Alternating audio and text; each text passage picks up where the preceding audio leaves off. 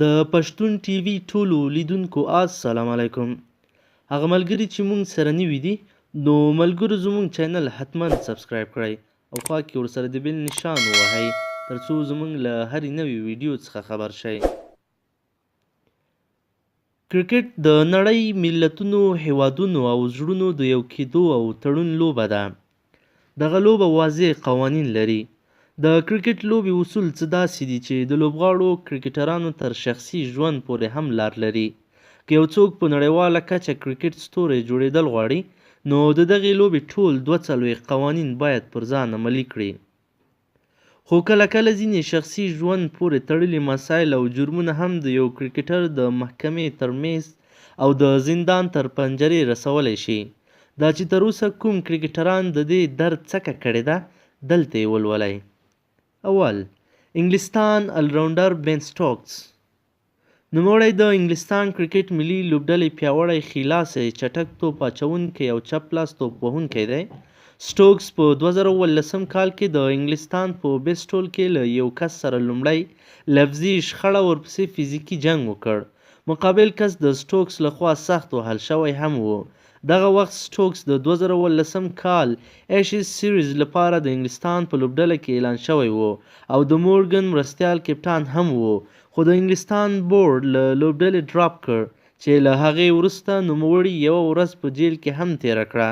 د دې قضیې لومړی خبر داسې و چې سټوکس له نایټ کلب څخه په داسې حال کې چې نیشه یې کړې وه راوتلی و او دغه کس یې په موټر وهلی و او وروسته بیا دا پیښه رامنځته شوه.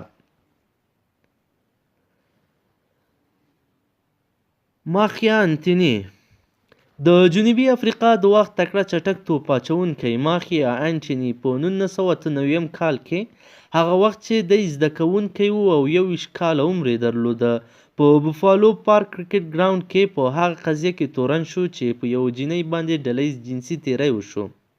تر پلټنو وروسته ماخیا په دغه پیښه کې شامل و او 15 کاله کرکټ بندیز پرې پورې شو او له همدې کمبله د 1999 کال لومړی نړیوال جام کې هم ونه لوبېده او څو وخت یې په زندان کې هم تیر کړ. دریم، د هندي درې لوبغاړي. د هندوستان هیواد درې ځوان لوبغاړي چټک توپ اچوونکی سری سانت، اجیت چندیالا او انکیت چوان. دوی د هند د غوره لیګ IPL مهم لوبغاړي وو چې د راجستان رایلز لوبډلې لپاره لوبېدل. کله چې د ممبئی لوبډلې خلاف په وانکډې لوبغالي کې تر لوبې وروسته لوبډله هوټل ته راغله، د انټي کرپشن مامورینو د دوی په لوبه تر شک وروسته د پولیسو پر مټ دوی گرفتار کړل. وروسته جوته شوه چې دوی په میچ فکسینګ لوبه جوړونه یا معامله کې ښکیل دي او د هندي بورډ پینل کوډ تر رادار لاندې مجرم ګڼل شوي او عمري کرکټ بندیز پرې ولګېده. سری سانت په 2011 کال نړیوال جام کې د هندي لوبډلې غړی هم و چیرته چې دا جام هندوستان ګټلی و. څلورم، لیګ سپینر امیت مشرا. د هندي کرکټرانو ترمنځ مشهور نوم دی. د خپلې جینۍ ملګري یعنې ګرل فرینډ په زورونه تورن و. ملګري یې پولیسو ته شکایت کړی و چې ګڼې لیګ سپینر پرې د جنسي تیرۍ هڅه کړې او مجرم دی. له څېړنو وروسته مشرا مجرم وګڼل شو او په دې جریان کې د بندیخانې ډوډۍ هم وخوړه.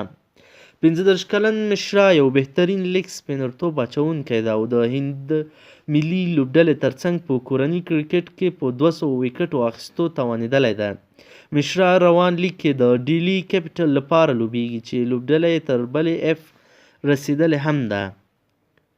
پنځم، پاکستاني لوبغاړي محمد عامر، سلمان بټ او محمد آصف. درې واړو په انګلستان کې د کوربه هیواد د خلاف د میچ فکسینګ لوبې جوړونې پلان منلی و. محمد عامر او محمد آصف غټ غیر قانوني توپونه وکړل او سلمان بټ د کپتان په نوم دوی دې کار ته اړ کړي ول. د لوبې تر پیل 2 ورځې وروسته یو خبریال یو تصویر خپور کړ او په ورځپاڼه کې خبر خپور شو. دغه خبر په نړیواله کچه شور او بحث جوړ کړ او تر څېړنو وروسته درې واړه دا کار کړی و چې د څېړنو پلټنو په لړ کې تر زندان هم ورسېدل او محمد عامر خو 2 ځلې د مور سره یو ځای رسنیو ته او هم محکمه کې وژړل او اما جرم یې داسې و چې په اوښکو نه پاکېده. مننه ملګرو، که چیرې ویډیو مو خوښه شوي نو ضرور یې لایک کړئ او نورو دوستانو ته یې ورسوئ.